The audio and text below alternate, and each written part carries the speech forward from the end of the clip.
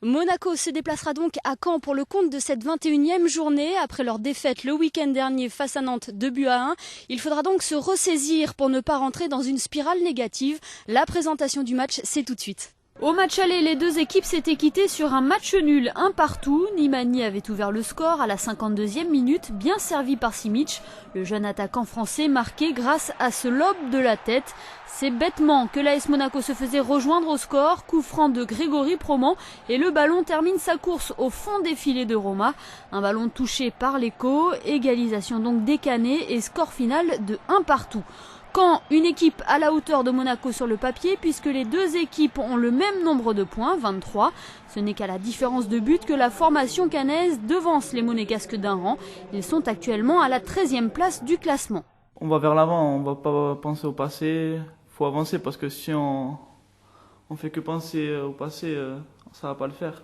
Mais l'équipe de Franck Dumas a un match en retard. La semaine dernière, Valenciennes-Caen avait dû être reporté à cause d'un terrain gelé.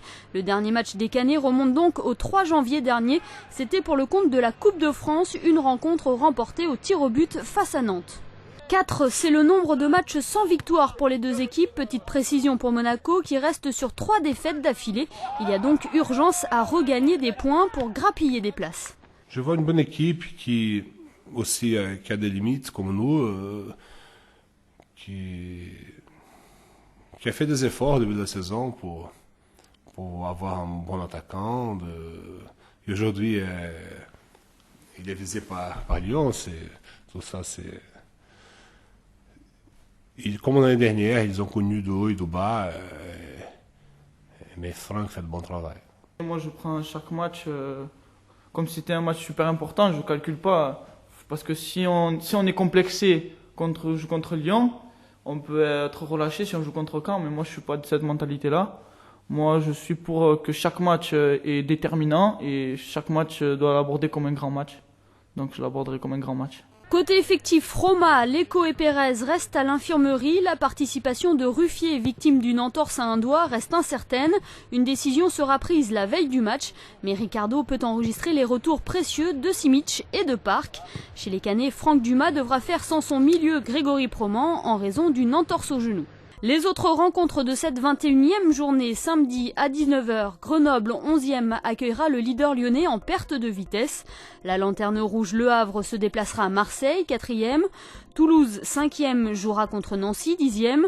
Nice 8e recevra Auxerre, 16e. Valenciennes 19e voyagera à Lorient, 9e au classement. Saint-Étienne 17e accueillera Le Mans, 12e.